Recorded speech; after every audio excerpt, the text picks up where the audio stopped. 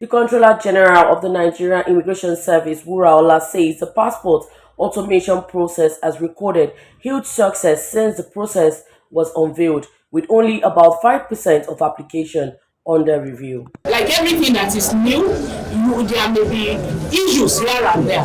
But any issue that you raise, we are going to ensure that we surmount every challenge so that this automation that has come to stay in Nigeria will enable Nigerian applicants, both at home and abroad, to find the passport processing easier. Wuraola says that in line with the determination of the present administration to ensure seamless passport issuance to deserving applicants, NIS will continue to improve the automation process. I came here for two reasons. First is to see how things are working in Ikoyi Passport Office because of the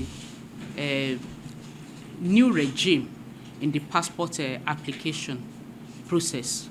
I must let you know that automation of applications for our facilities is not new in Nigeria Immigration Service. We have been using this automation for our application processes ever since the inception or the introduction of the e-passports, and we still use automation for our application process for all facilities that we render, like our visas. They are done online.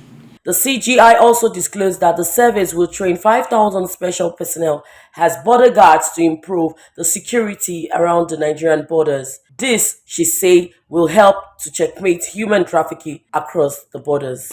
We keep on reiterating that Nigerian borders are contiguous. What we try to do as much as possible is to prevent the bad people from coming into the country. And I want to let you know that what do?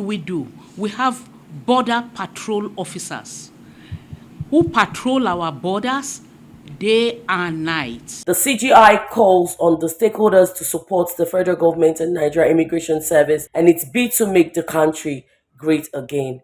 In Lagos, Busola Yusuf reporting for Newsbuster NGTV.